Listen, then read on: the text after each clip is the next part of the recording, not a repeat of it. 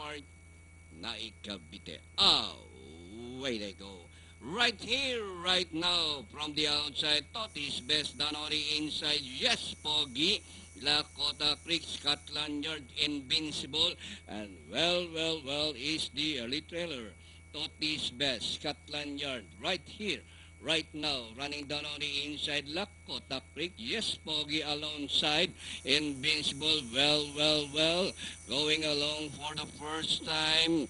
Entry number 2, Totis Best, leading the pack by some 3 lengths, followed by Scotland Yard.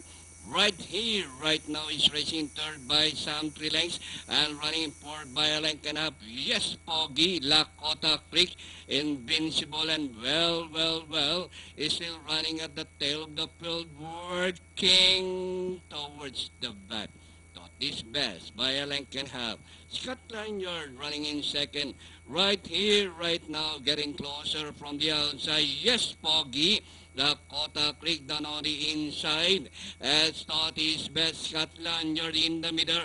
Right here, right now, from the outside. Yes, Pogi is running in forward by some 2 lengths.